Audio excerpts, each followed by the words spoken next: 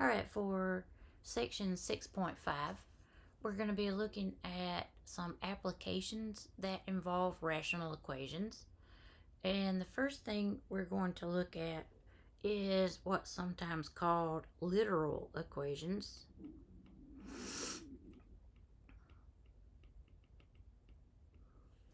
And we call them literal because if you look at the two problems that we're going to work, you probably noticed that there are a lot of variables and not many numbers.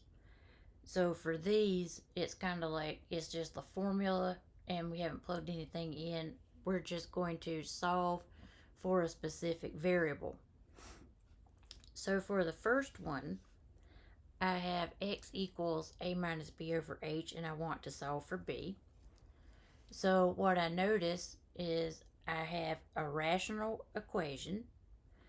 So the way that we approach solving a rational equation is to find the LCD and multiply each term of the equation by that LCD. So if you want to look at the left-hand side as x over 1, then my denominators are 1 and h. So that means that my LCD is just going to be 1 times h, or h, right? So I'm going to multiply every term in my equation times h. On the left-hand side, there's nothing in the denominator, so nothing can cancel. So we're going to just be left with h times x, which we can just write as hx. And on the right-hand side, remember we can look at it this way. And then I see I have an h in the denominator and the numerator, so those can cancel. And I'm going to be left with a minus b. So now I'm trying to solve for b. So I want to get b by itself. So the first thing I'm going to do is take the a to the other side. So since it's positive a, I'm going to subtract a. Now, one of the difficult things about this type of problem is what's on that left-hand side now, we don't have any like terms. H of x and a, those have, nothing in common. So we can't combine them. All we can do is bring both down. So this is going to be h times x minus a equals negative b. We also have to be careful with this problem because we're trying to solve for b. And at this point, we're not solved for b, we're solved for negative b. So we're also going to need to divide every term by negative 1. So now I have positive b, h times x, over negative 1 is negative hx, and negative a over negative 1 is positive 1. So b is equal to negative h times x plus 1. For number 2, we're going to approach this the same way. This time I have 3 denominators, a, b, and c. So for my LCD, a, b, and c don't have anything in common. So all I can do for the LCD is just multiply them together and get ABC. So we're going to multiply every term in the equation by that LCD.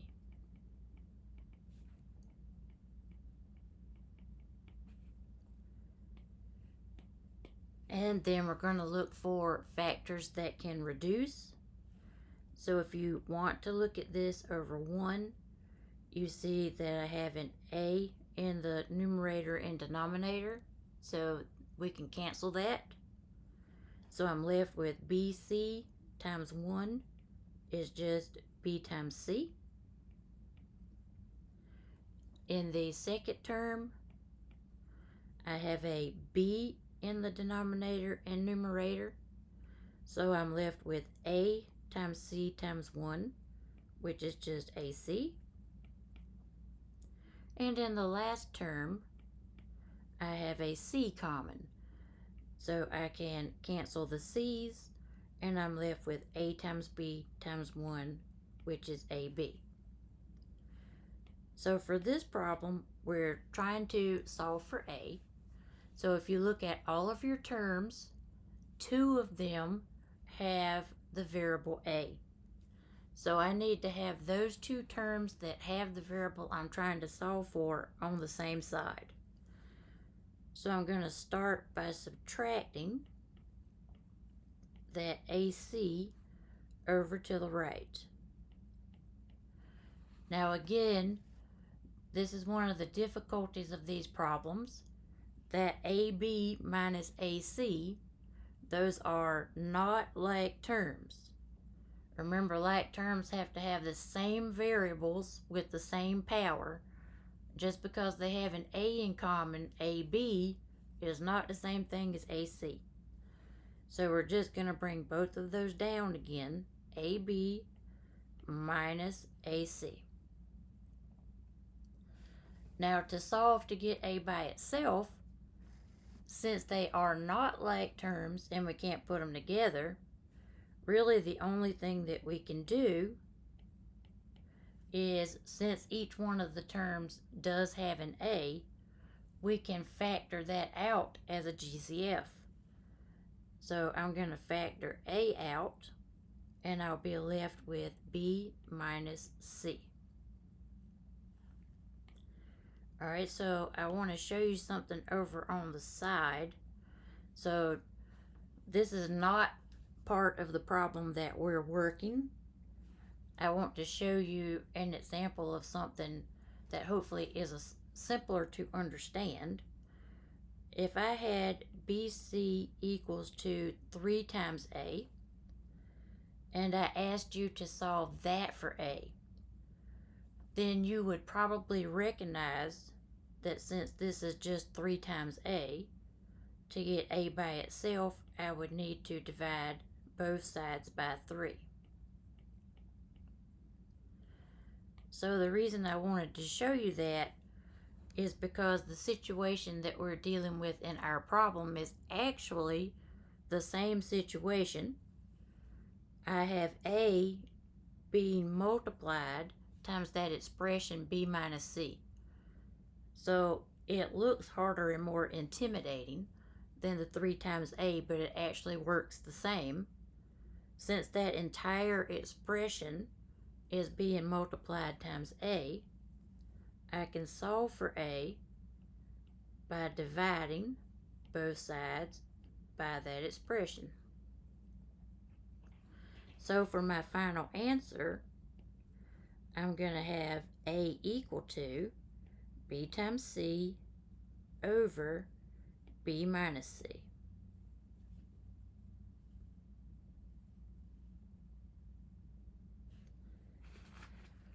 The first type of application problem that we're going to look at is what we call a work problem.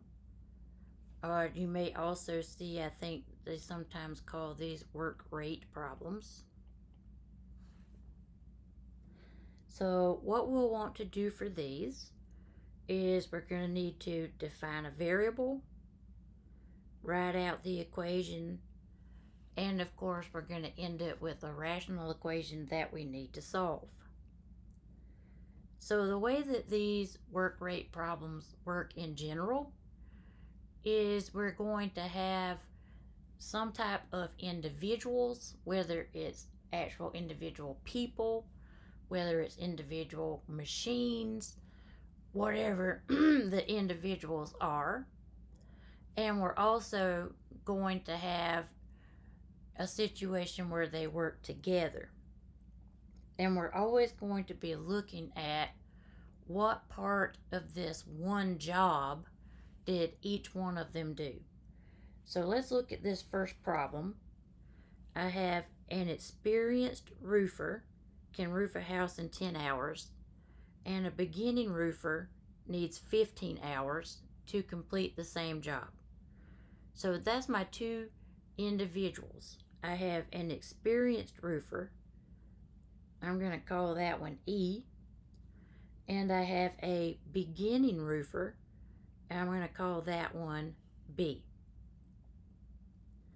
And then we're going to want to know how long it takes if they do the job together. So for my variable, I'm going to say X is going to equal to the time it takes them together. So the setup for these problems pretty much work the same each time. We're always going to look at what part of one job each person does and as they do it together. So we have 1 on top for one job.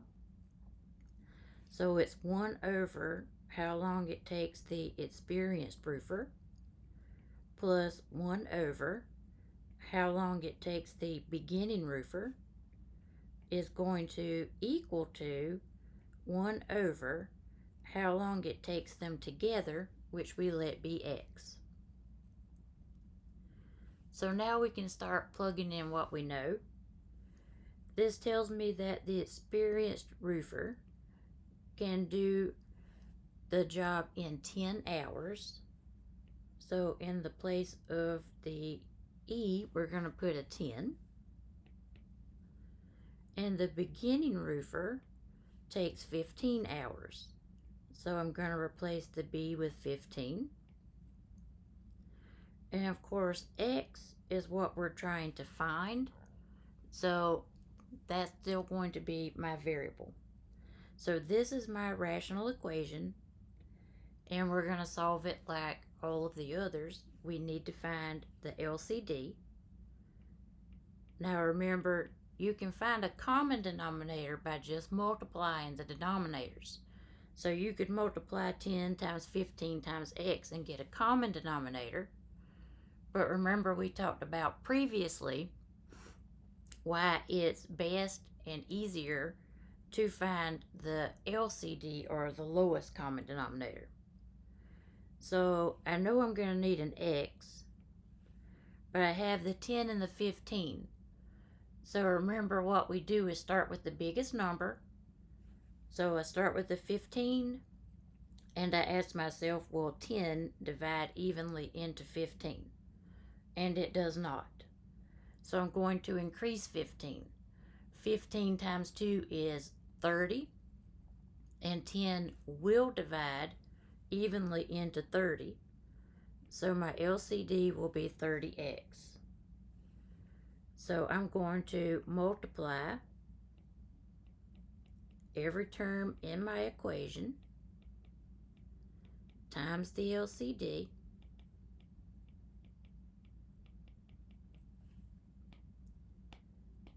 And then we're going to go through and cancel. So I have 10 in the denominator, and my LCD is 30X. So I know 10 will divide into 30 and leave me with a 3. So I'm left with 3 times X times 1 is 3X. In the second term, 15 will divide into 30 2 times.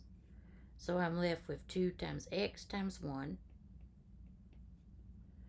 And for the last one, the X's are a match, so they can cancel. And I'm left with 30 times 1 is 30. So now we have a much nicer looking equation, right? Let me come over here a little bit. So we can combine the two like terms on the left. 3X plus 2X is 5X equals 30. Divide by 5. And I get X equal to 6. Now, of course, these are applications. So I want to know what x equals 6 means. So make sure on the homework and the test you tell me that part. So x was how long it takes the two roofers to do the job together. So x is 6. So what we know is that the time that it takes them together is 6, and the time here is in hours.